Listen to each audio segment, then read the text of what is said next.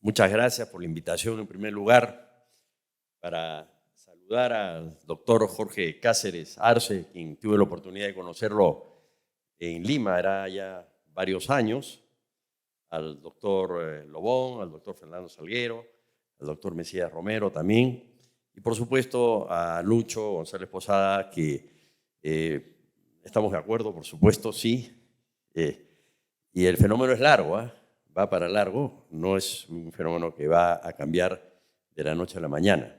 Es parte de lo que se dice aquí, la democracia en crisis, porque no es un fenómeno latinoamericano, es un fenómeno internacional. La democracia está en crisis en Rusia, la democracia está en crisis en Turquía, la democracia está en crisis en un montón de países, en continentes, en África, etc. Pero a mí me han pedido hablar. Previamente quiero decir una cosa cuando Lucho se refirió a Marilú, puesto que yo tengo un 25% de arequipeño porque mi abuelo Eduardo Rada Benavides fue arequipeño. En consecuencia quiero a Arequipa, que la visité por primera vez en 1963, cuando mi padre fue ministro de Educación del arquitecto Fernando Belaúnde Terry. Y no había niños, ¿no? En consecuencia, lo acompañé y vine aquí a Arequipa, estuve unos días, conocí Arequipa, después fui al Cusco, fue todo un rodeo, y después de estar en el Cusco, en Machu Picchu, donde no había un solo turista, no había un solo turista en esa época, en 1963. Y yo me siento en Intihuatana pensando, como era chiquillo, que era un trono, y no, es un lugar para ver el espacio, ¿no?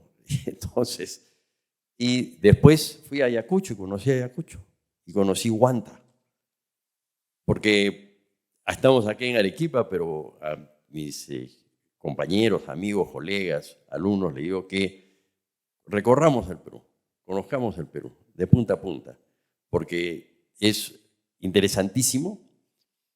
En realidad somos un país de lo que al final voy a decir, después de hablar de lo que tengo que hablar. Antes de hablar del plebiscito chileno y el referéndum que hubo en el Perú en el 2018, quiero precisar que no hay ninguna relación entre uno y otro.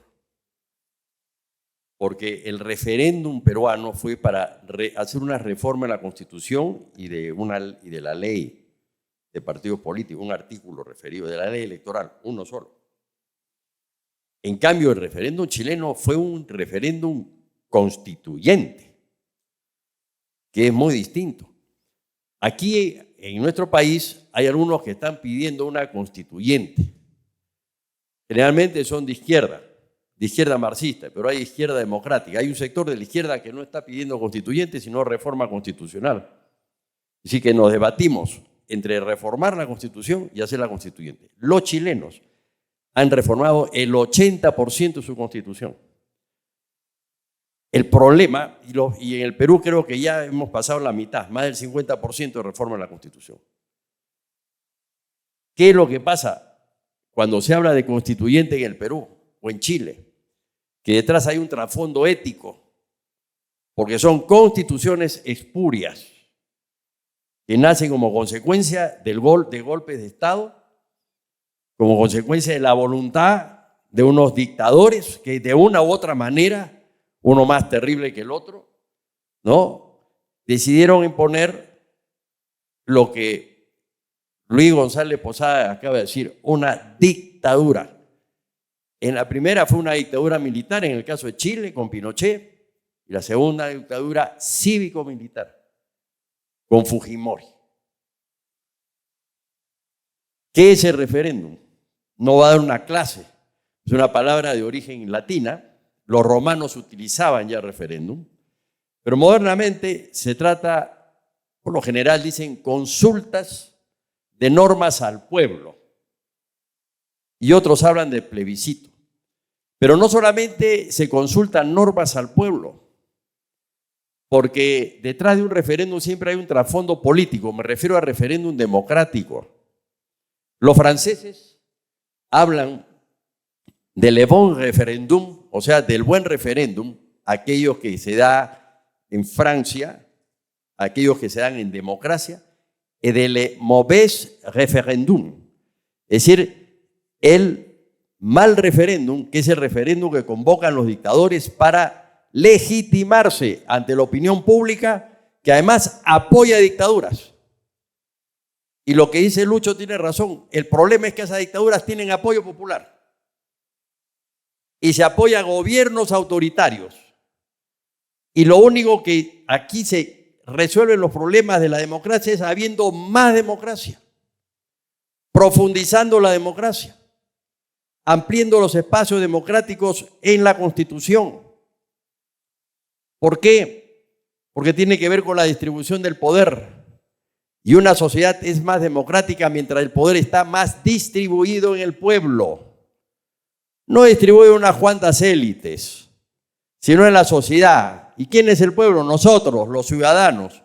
Hablo del pueblo en su totalidad, en condición de ciudadanos con derechos y obligaciones también, porque hablamos de derechos y no de obligaciones. Pero digo esto porque en cuanto al referéndum, hay un montón de referéndums dentro del llamado referéndum en los sistemas democráticos. El preconstituyente, de eso voy a hablar. El constituyente, no. El constitucional, el legal, que es otro aspecto importante, el estadual, el regional. Hay referéndum administrativos sobre normas administrativas como en Suiza, por ejemplo. Hay referéndums de tratados. Panamá, la Constitución panameña tiene referéndum de tratados por el tema del canal. Pero Ecuador también tiene en su Constitución dice un tratado puede ser sometido al pueblo. Como decía Vallejo, toda voz profunda nace del pueblo y regresa a él. Pero lo digo en un sentido figurativo, conceptual, no en un sentido político. No, porque tampoco creo que el pueblo tiene la verdad de todo. No es así. La verdad es la verdad. Y la verdad se demuestra científicamente, con la comprobación. Y por otro lado, la verdad es un valor. No hay que mentir. Y he hecho esta relación por lo siguiente. Ya después me voy a sentar porque voy a tener que leer unos documentos que tengo ahí de la Constitución chilena, que obviamente no es mi Constitución y no la tengo en la memoria, y también algunos datos relacionados con este referéndum tanto chileno y peruano. ¿Por qué el preconstituyente? Por algo muy importante. La Constitución colombiana dice que se puede reformar la Constitución por 3 vías. Lo puede hacer el Congreso, lo puede hacer una asamblea constituyente o se puede hacer por referéndum. Lo que no dice la Constitución peruana dice el referéndum se pide, se solicita por iniciativa ciudadana. Obviamente que también el presidente de la República y los congresistas, los colegios profesionales, en fin, los alcaldes tienen iniciativa. Y ahí es precisamente el problema del referéndum del 2018, que nace por una decisión política, producto de una crisis política que fue generada durante el gobierno de Pedro Pablo Kuczynski, de un conflicto solamente por el poder, por el orgullo, porque tanto el presidente como la lideresa del partido fujimorista pensaban igual. Y a veces 2 personas que piensan igual se pelean por el poder. Ya es un problema no solamente político, queridos profesores y alumnos, sino también un problema psicológico. La hubris se llama. Sobre el poder, ahí le llaman los psicólogos. Bueno, entonces, digo esto lo de Colombia porque Colombia previó 3 opciones. Chile no, Perú no, Entonces, se hacen referéndums preconstituyentes. ¿Y en qué consiste? En preguntarle al pueblo si quiere o no una asamblea constituyente. Eso se hizo, obviamente acá estamos hablando de ciertos sectores que terminaron siendo autoritarios. Lo hizo Correa, pero antes lo habían hecho los colombianos. Y los colombianos le pidieron al pueblo colombiano, le solicitaron si querían o no una asamblea constituyente. Y el pueblo votó por el sí. Después lo hizo Correa en Ecuador y el pueblo votó por el sí. Lo hizo Chávez en Venezuela y el pueblo votó por el sí. Lo hizo Evo en Bolivia y el pueblo votó por el sí. Ortega no hizo nada. Ortega se impuso nada más. ¿A qué me refiero? Que en ese momento esos gobernantes habían sido elegidos por el pueblo. Chávez, en el fondo de su corazón, habrá sido un dictador, un autoritario, pero fue elegido por el pueblo. Y Correa fue elegido por el pueblo, pero le preguntaron al pueblo primero. Y por una razón objetiva, había ánimos constituyente. Es decir, el pueblo quería cambiar su constitución, quería una nueva constitución que está vinculado con el ánimo de reforma, de cambio, de transformación y finalmente de revolución, no violenta, pero sí pacífica.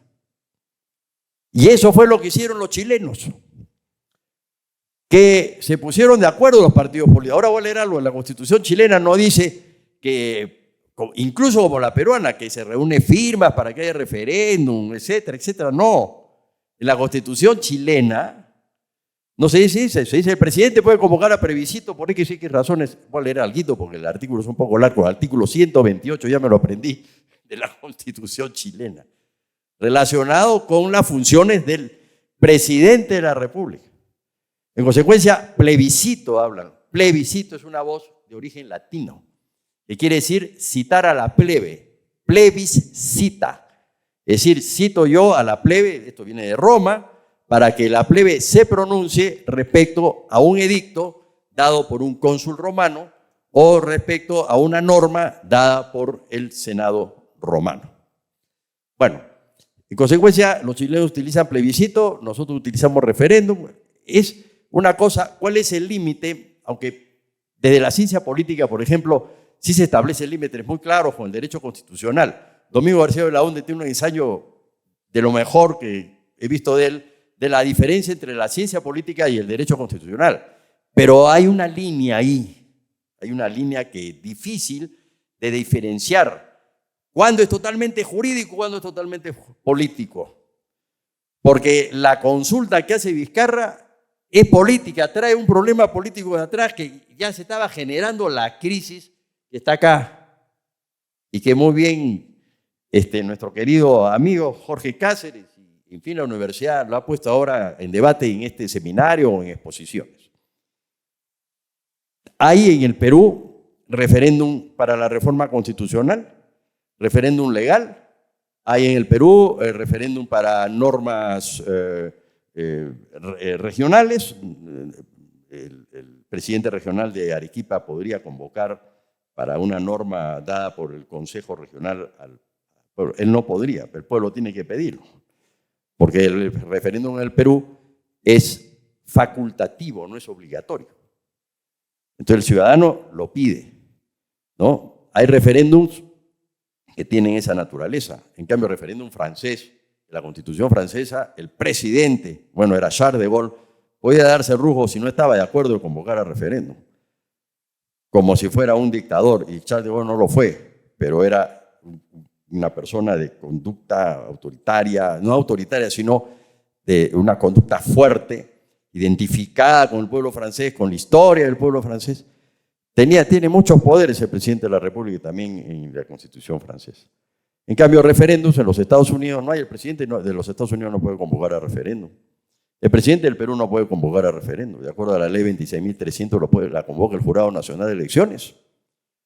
Entonces, el referéndum en Estados Unidos, en más de la mitad de los estados de la Unión Americana hay referéndum. El día de las elecciones que ganó Biden, en California veía que la gente marcaba un montón de cuadritos en la célula electoral. Yo me pregunté por qué, si están votando por dos. Es decir, en ese momento ustedes saben cómo es el voto americano, es indirecto, etc. Pero el primero es el voto general. Estaba en ese proceso electoral Biden-Trump, que gana Biden, al pueblo de California, de Florida, le estaban pidiendo que se pronuncie en referéndum sobre algunos temas propios de su estado. Bien, ahora si me permiten, voy a pasar al otro lado. Hay un artículo acá, el artículo 13, que hace mención al plebiscito. Los ciudadanos con derecho a sufragio que se encuentran fuera del país podrán sufragar desde el extranjero, se refiere también a los extranjeros, en las elecciones primarias, presidenciales, en las elecciones del presidente de la República, en los plebiscitos nacionales, etcétera, etcétera, etcétera. Mención del plebiscito acá. O sea que sí, los chilenos que están en el extranjero pueden. También tenemos otro artículo importante acá, si me permiten, para verlo acá. Ya. Quiere decir que el plebiscito sí aparece en la Constitución chilena.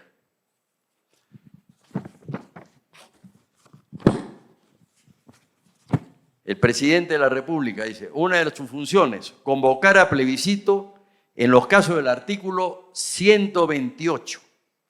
O sea, sí puede, está constitucionalizado el plebiscito y en consecuencia el presidente puede convocar a plebiscito como consecuencia del artículo 128. Bien, ¿qué dice el artículo 128? Dice así, el presidente puede convocar a plebiscito a, si un proyecto de reforma constitucional o legal es rechazado por el presidente, puede pasar dos cosas.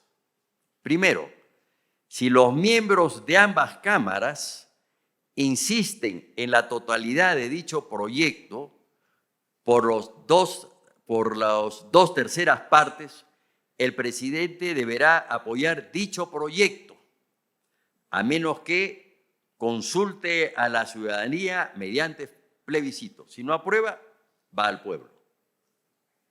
Si lo aprueba, bueno, se puso de acuerdo con las dos cámaras, senadores y diputados. Dos, si las cámaras no aprueban todas o algunas de las observaciones del presidente, no habrá reforma constitucional, solo sobre puntos en discrepancia, no sobre cualquier punto, en discrepancia, al menos que ambas cámaras insistan por los 2/3 de sus miembros.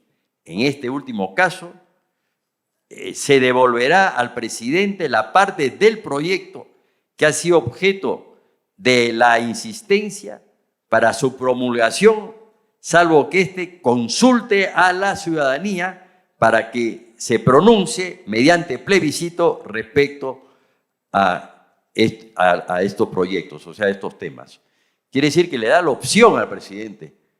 Si no aprueba, si no está de acuerdo, consulto al pueblo, porque considero que eso se llama referéndum presidencial. En el Perú no hay eso. Vizcarra violó la Constitución y he escrito sobre eso. Pero en fin, todavía seguimos con los chilenos. Acá tengo el decreto supremo firmado para que se reforme la Constitución, de acuerdo al artículo 100 de la Constitución, etc. Bueno, ¿qué cosa es lo que pasa en el caso de Chile? Primer plebiscito, preguntarle al pueblo, ya termino en un ratito, ¿ya? Estoy en tiempo. Preguntarle al pueblo si está de acuerdo o no que haya una convención, los chilenos llaman convención, bien a la francesa, una convención nacional para que haga una nueva constitución. Y el pueblo dice que sí. Acá vemos que, además de preguntarle esto, se aprueban que haya una constituyente y que se nombre la convención. Dos cosas, constituyente y convención. 78% a favor de la constituyente, 79% a favor de la convención. De todas maneras, de la constituyente sale la convención. No había forma. Pero ese fue el tipo de pregunta que hicieron. Bueno, entonces viene la primera consulta, plebiscito del 2020. Ahí gana un sector de izquierda. Boric estaba ahí. El antecedente y las razones del plebiscito es porque el pueblo chileno se levanta. Hay todo un movimiento. No nos olvidemos, no lo hemos visto por la televisión. Entraron al metro de Santiago, que es un metro cómodo, agradable, moderno, y lo quemaron. Y después salieron los estudiantes. Boric estaba ahí, Boric era dirigente estudiantil. Entonces, ¿qué es lo que sucede? Que entraron a un montón de sitios, hubo todo un problema. Hubo una fuerte represión por parte del Estado chileno como consecuencia de ello. Querían que se cambiaran un montón de cosas. Protestaban los jubilados, pero no solamente protestaron los jóvenes, protestaron los viejitos también. Protestaron los viejitos, los jubilados. Estaban en contra de las AFP. Eso nos recuerda que las AFP están malditas ahora en la crisis de la democracia. Todo el mundo se ve en contra de la pobre AFP. Bueno, entonces en contra de la AFP, estaban en contra del sistema educativo, que si lo, con todo respeto, bueno, además porque ya también yo soy peruano y conozco, Perú necesita un sistema educativo de calidad, pero tenemos que aceptar, ¿no?, humildemente, que el nivel de calidad educativo chileno es mejor que el nuestro, en los colegios, sobre todo en la educación primaria y secundaria.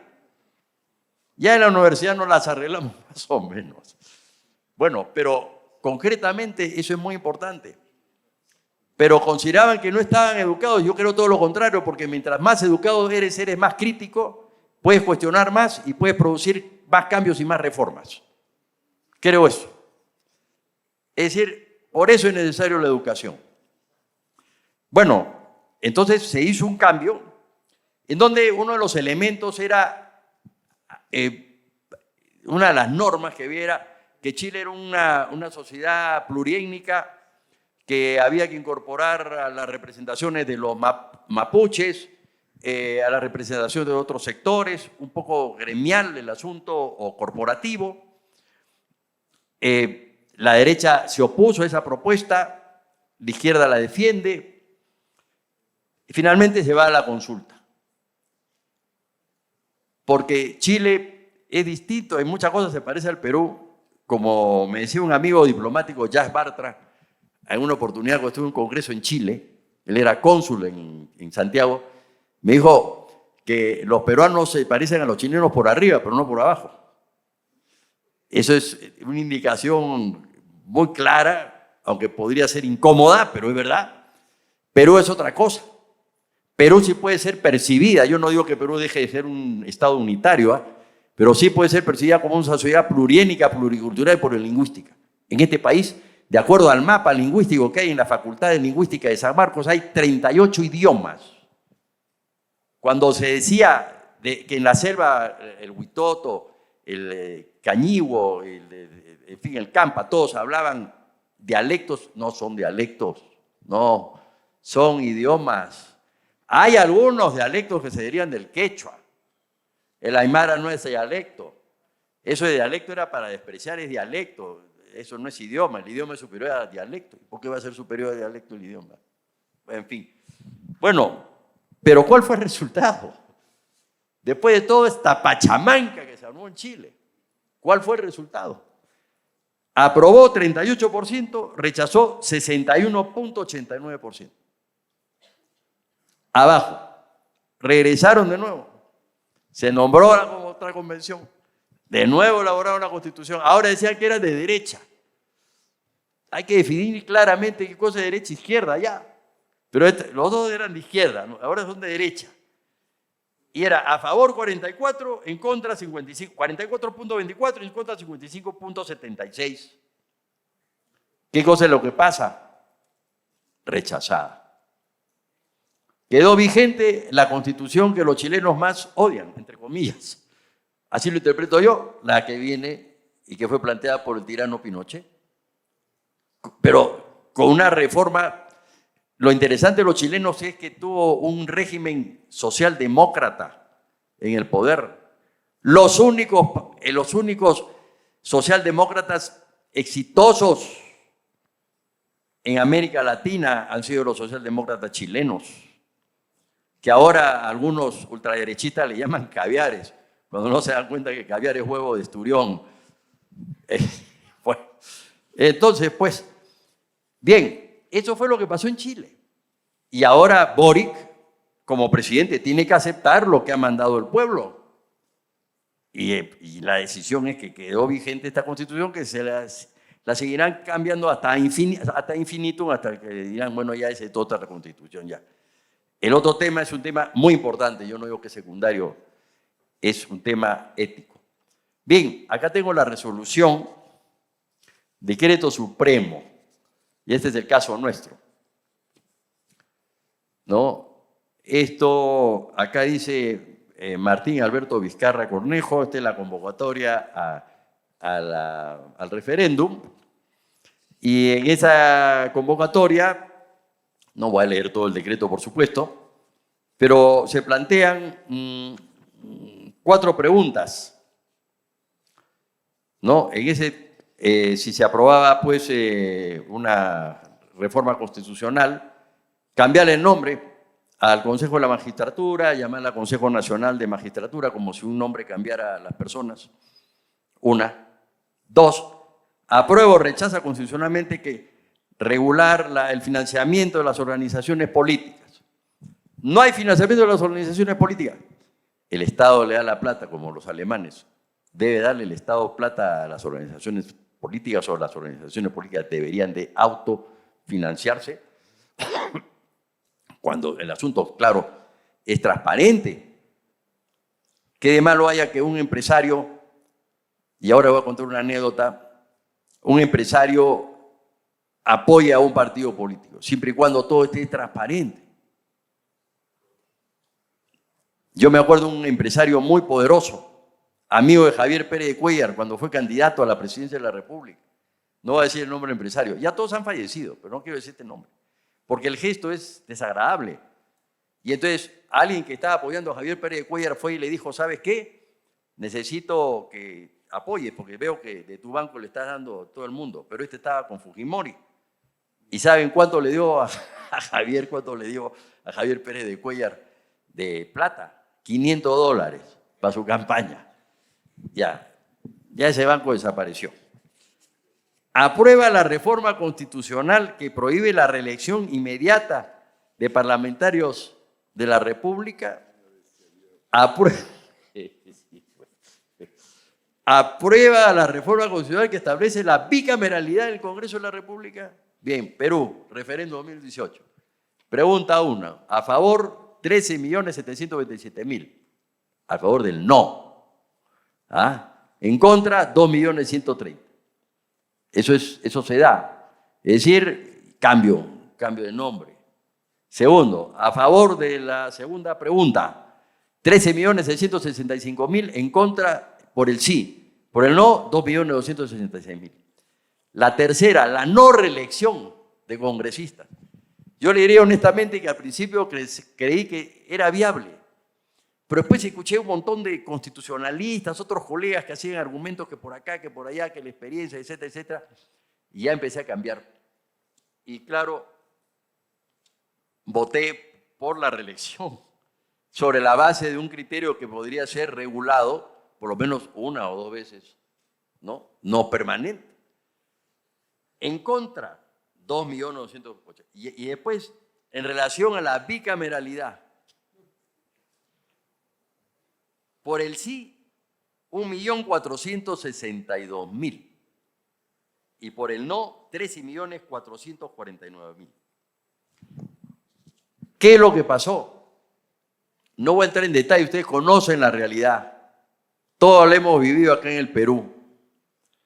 Ese referéndum, y lo he escrito, y está publicado en la revista de Derecho Público que dirige y organiza Domingo, es ilegal, porque el Congreso debió haber mandado todas estas preguntas al Jurado Nacional de Elecciones, porque la ley 26.300 dice que es el jurado el que convoca elecciones, no el presidente de la República.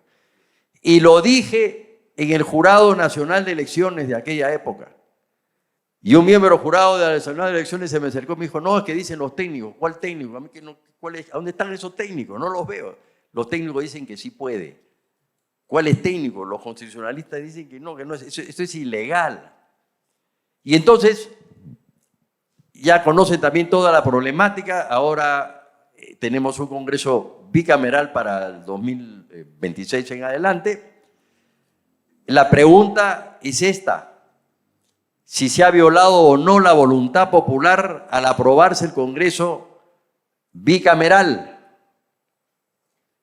Y entonces, ¿qué dice el artículo 43 de la ley 26.300?